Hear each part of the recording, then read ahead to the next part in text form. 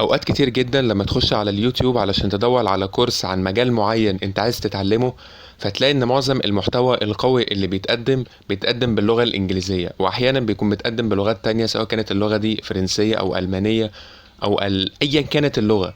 الموقع اللي انا جايبه لك دلوقتي ده بيساعدك انك انت تترجم الفيديوهات اللي على اليوتيوب للغة العربية. طيب، كل اللي انت هتعمله دلوقتي ان انت هتخش على لينك الفيديو اللي انت عايز ان انت تترجمه. طبعا الفيديو اللي قدامك ده هو فيديو باللغة الانجليزية. طيب، كل اللي انت هتعمله ان انت هتاخد كوبي لللينك. بعد ما تاخد كوبي لللينك هتغير جملة انجليش اللي مكتوبة دي وهتخليها Arabic. تمام. هتدور على جملة Arabic كده زي ما انت شايف قدامك اهي، كده كأنك بتقول للموقع ترجم لي الفيديو ده للغة العربية. طيب، بعد كده هتحط اللينك اللي انت اخدته كوبي هتحطه هنا. تمام. وهتضغط على العلامة الحمراء دي. في خلال ثواني حرفيا هيطلع لك الفيديو زي ما انت شايف قدامك اهو مترجم كله باللغة العربية. تمام. الفيديو من اوله لاخره حرفيا مترجم باللغة العربية.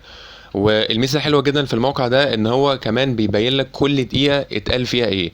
زي ما انت شايف، ما انا معلم لك اهو بيبين لك كل دقيقة إيه اللي اتقال فيها، مش مجرد ان هو بيترجم لك ترجمة عشوائية كده وخلاص.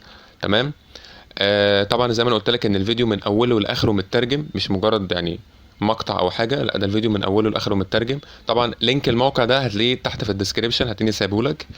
اتمنى ان انت تكون قدرت تستفيد من الموقع ده. الموقع ده حرفيا لو قدرت ان انت تستفيد منه هتاخد كميه كورسات من على اليوتيوب مهوله، بالذات في المحتوى الاجنبي.